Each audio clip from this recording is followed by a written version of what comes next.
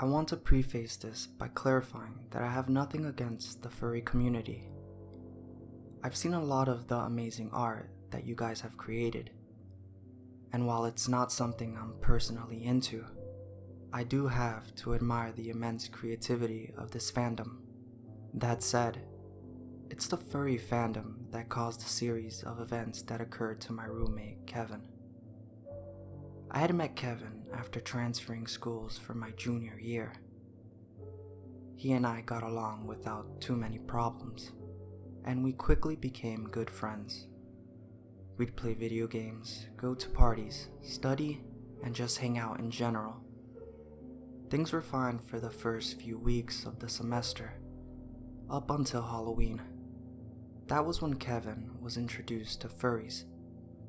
I was already familiar with them, as there had been a furry enthusiast club at my previous college.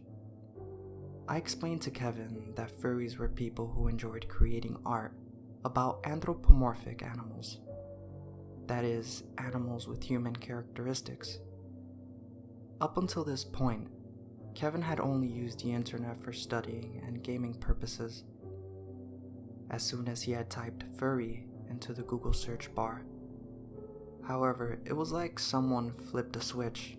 It was as if overnight he had become a completely different person. Instead of joining me in partying and games, he spent his free time on his computer, browsing through all sorts of furry forums and other websites. He still went to class and did his work, so I didn't think much of it at the time. This new hobby continued through Christmas break, and when we returned to our dorm, he showed me what he'd been working on for the past few weeks. He had apparently taken up drawing and had a few sketchbooks filled with various sketches of anthropomorphic characters. One such character he had drawn multiple times, and explained that it was his fursona. I found the design impressive, and still do. I just have a hard time looking at it in the same innocent way. It was a normal cat, but Kevin explained that its fur was a sort of patchwork, made up of various colors and textures of cat fur. Short hair, long hair, even some hairless spots. I told him that it would make for a cool looking fursuit, although it'd be difficult and expensive to make. He just smiled. Soon after that, his grades began to suffer. He'd rarely show up to class, and when he did, he always seemed exhausted, like he hadn't gotten any sleep the previous night. He spent more and more time on his computer, or at least it seemed like he did. He kept his door locked, and he only came out to eat and use the bathroom. I started to worry. Everyone needs a hobby, but Kevin's was getting to a point where it was consuming his life.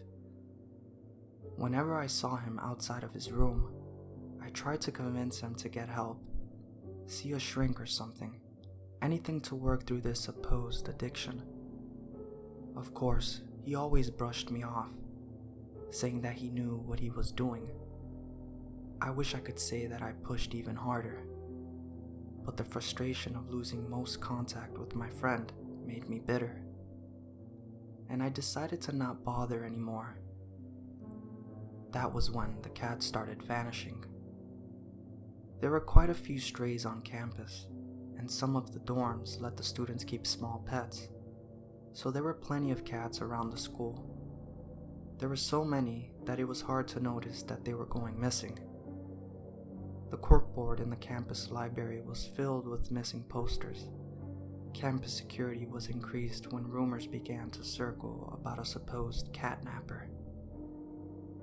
A few students claimed to see him, luring strays with a small bag of catnip. I saw Kevin even less during that time.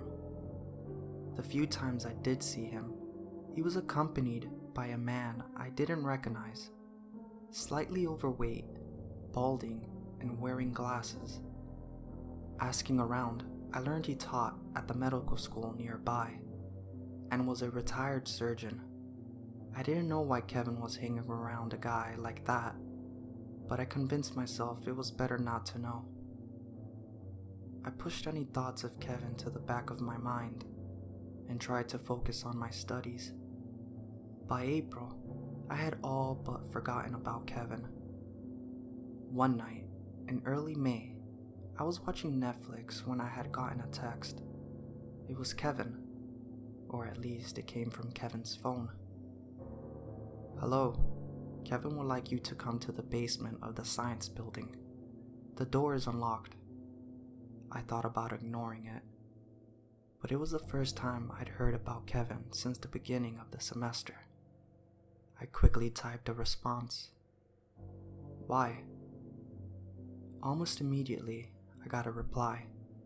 "Please, he wants you to see this." Against my better judgment, I threw on my jacket and left the dorm. I had to know if Kevin was alright, but more importantly, I had to have answers. I had to know what he was up to, why he was involved with the surgeon, if he had a part in the missing cats, anything that would bring light to this situation. As the text had promised, the door to the science building basement was unlocked. I'd seen the place a few times. There wasn't much down there aside from some old equipment. When I entered, however, I was surprised to find a whole setup. It was made to look like a mock hospital room, or more accurately, a surgery theater. Curtains surrounded a makeshift operating table, and I could make out the silhouette of someone lying on it. Another silhouette stood over the table, looking down at the figure. Before turning its attention to me, it stepped away from the table and parted the curtains, revealing the form of the same man I'd seen accompanying Kevin for the last month or so. What struck me right away were his clothes. A blue operating gown stained with blood, and bloody rubber gloves. It looked like he had just come from surgery. He watched me with a sad, solemn expression for a moment before I found my voice. "Where's Kevin?" "What did you do to him?" The man removed his glasses before responding. "I'm sorry. Your friend is alive, but I'm sorry. I had no choice. It was either this or losing my job." He gestured to the operating table, stepping aside so I could examine it for myself. My desire for answers outweighed my anxiety, and I slowly stepped up to the curtains and pulled them apart. I struggled to comprehend what I was looking at for a few seconds, but once the realization hit, I nearly passed out. On the table laid a person-shaped mishmash of fur of varying colors and textures.